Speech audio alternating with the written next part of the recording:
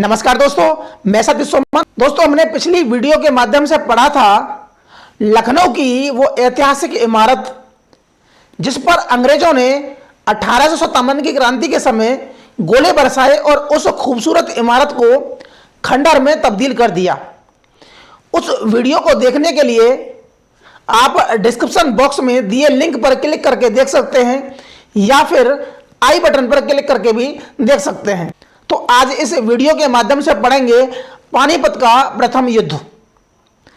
वह युद्ध जिसके क्या कारण थे और क्या उसके परिणाम हुए। तो जिन्होंने अभी तक हमारे चैनल को सब्सक्राइब नहीं किया है तो प्लीज चैनल को सब्सक्राइब कर लें, बगल में जो बेल आइकन है उसे भी क्लिक कर दें ताकि हमारी हर वीडियो का नोटिफिकेशन आप तक पहुंचता रहे।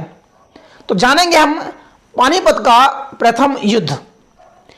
पानीपत का प्रथम युद्ध दिल्ली के तत्कालीन शासक लोधी वंश के अंतिम शासक इब्राहिम लोधी और बाबर के मध्य हुआ।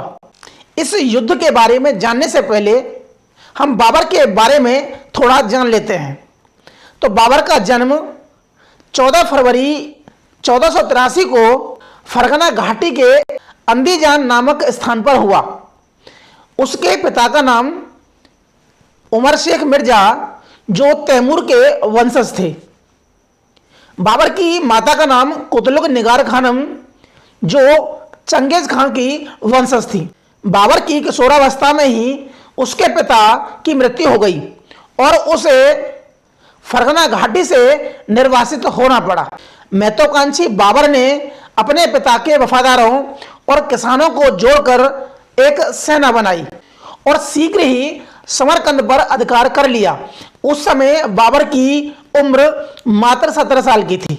सन 1500 में अनेक सरदारों ने बुखारा के शासक सयाबानी से सहायता मांगी। बाबर उस समय फरगना में था तो सयाबानी ने अपनी सेना लेकर समरकंद पर हमला कर दिया और मारकाट मचाई और समरकंद पर अधिकार कर लिया। बाबर ने सयाबानी के उत्पात का समाचार सुना तो वह अपनी सेना लेकर वापस समरकंद आया और समरकंद से पहले सरायपुल नामक स्थान पर दोनों सेनाओं के मध्य भयंकर युद्ध हुआ और इस युद्ध में बाबर की हार होती है और समरकंद पर सयाबानी का अधिकार हो जाता है। कुछ महीनों बाद बाबर ने फिर से अपने सेना को इकट्ठा किया और दोबारा समरकंद पर आक्रमण किया और इस युद्ध में बाबर की जीत होती है और वह समरकंद पर अपना अधिकार स्थापित कर लेता है।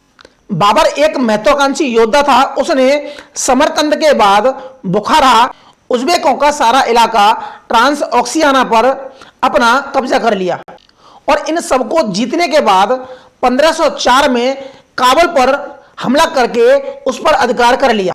काबुल पर अधिकार कर लेने के बाद बाबर अपने ताऊ अहमद खां की पुत्री मासूमा सुल्तान बेगम से निकाह कर लेता है। इसके बाद बाबर का दूसरा निकाह अफगान शाह मंसूर की पुत्री मुबारका से हुआ। अब उसके मन में अपने पूर्वजों चंगेज खान और तैमूर की तरह भारत पर विजय प्राप्त करने की इच्छा जागृत हुई और वह हिंदुस्तान की ओर चल पड़ा। 1519 में बाबर बाजार और भेरा को विजय करता हुआ सिंधु नदी के तट पर पहुंचा।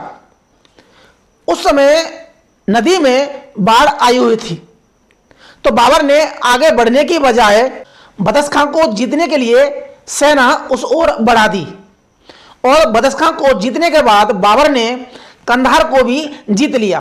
1519 से 1526 तक बाबर ने भारत में 5 बार आक्रमण किया और उसका सबसे सफल आक्रमण 1526 का था। भेरा में ही बाबर की मुलाकात दौलत खां लोधी से हुई।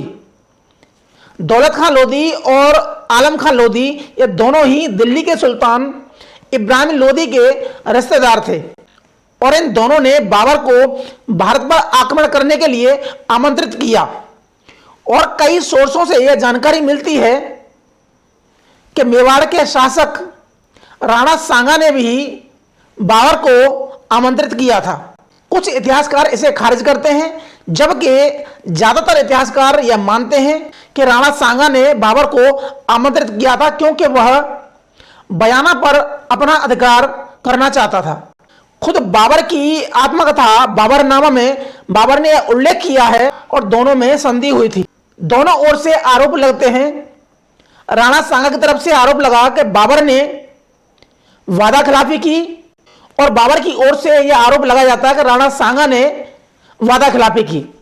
लेकिन यह भी सत्य है कि राणा सांगा बाबर की सहायता करने के लिए नहीं आए। 1524 में बाबर ने लाहौर को जीता और 11 दिसंबर 1525 को पहाड़ी और मैदानी इलाके के जाट गुर्जरों के विरुद्ध युद्ध हुआ, जिसमें बाबर ने जाट गुर्जरों की सेना को पराजित किया। 3 जनवरी 1526 को बाबर ने मेवात पर भी अपना अधिकार जमा लिया। बाबर ने यह सुन रखा था कि दिल्ली के सुल्तान इब्राहिम लोदी के पास लगभग 1 लाख की सेना है, तो बाबर ने उसका मुकाबला करने के लिए लगभग 700 बैल रहित गाड़ियों की व्यवस्था की और 21 अप्रैल 1526 को पानीपत के मैदान में आ जमा। दोनों ओर की सेना यानी कि बाबर की सेना और इब्राहिम लोदी की सेना लड़ने के लिए आमने सामने खड़ी थी। बाबर ने गाड़ियों का अवरोध खड़ा करके तोपों को उसके पीछे लगा दिया। अगर दुश्मन सामने से हमला करे तो बाएं दाएं ओर की सेना उस पर हमला करे और सामने से तोपों का हमला हो। बाबर के पास लगभग 10,000 की सेना थी, जबकि कुछ इतिहासकार बताते हैं कि इससे ज्यादा सेना थी। लेकिन इस बात पर सभी एकमत हैं कि बाबर की सेना इब्राहिम लोदी की सेना के मुकाबले काफी कम थी। बाबर के तोपची थे उस्ताद कुली खां। लोदी की सेना बाबर की तोपों का मुकाबला न कर सकी। हजारों सैनिक मारे गए और भागती सेना को बाबर की सेना ने कत्लेआम कर दिया। इब्राहिम लोदी वीरगति को प्राप्त हुआ। सुल्तान के मारे जाने की खबर जब सेना को हुई तो सेना के पांव उखड़ गए और पीछे की ओर भागने लगे। आधे ही दिन में इस पानीपत के युद्ध का परिणाम बाबर के पक्ष में आ गया। ग्वालियर के राजा विक्रमादित्य पानीपत के इस युद्ध में इब्राहिम लोदी के पक्ष से लड़ते हुए वीरगति को प्राप्त हुए। इस युद्ध में बाबर के पुत्र हुमायूं ने भी सेनापति का दायित्व बखूबी निभाया। पानीपत के युद्ध में फतेह होने के बाद बाबर ने दिल्ली के खजाने पर अपना कब्जा कर लिया और छोटी सी सेना लेकर हुमायूं को आगरा भेजा वहां के खजाने पर कब्जा करने के लिए। हुमायूं ने आगरा पहुंचकर वहां के खजाने पर अपना कब्जा किया और ग्वालियर के सुल्तान विक्रमादित्य के खजाने पर भी कब्जा किया और वहां उसे विश्व प्रसिद्ध कोहिनूर हीरा भी मिला, जिसे हुमायूं ने अपने पिता बाबर को भेंट किया। इस युद्ध में बाबर के द्वारा जो अपनाई गई युद्ध नीति थी उसका नाम था तुलगमा नीति, जो बाबर ने उज़्बेकों से सीखी, जिसे अंग्रेजी में ऑटोमन फैशन कहा जाता है। अब जानते हैं कि पानीपत के प्रथम युद्ध में बाबर के जीत के और लोदी के हार के क्या कारण थे। पहला कारण था इब्राहिम लोदी की ढुलमुल नीति और अफगान सरदारों के प्रति संदेह की दृष्टि। दूसरा, उसकी सेना में उजड़ और अनुभवहीन सैनिक थे जिन्हें जल्दी ही भर्ती किया गया था। बाबर ने इस पर लिखा कि हिंदुस्तान के सैनिक मरना जानते हैं लेकिन लड़ना नहीं जानते। तीसरा, बाबर का तोपखाना, बंदूक और बारूद थी जो लोदी के पास नहीं थी।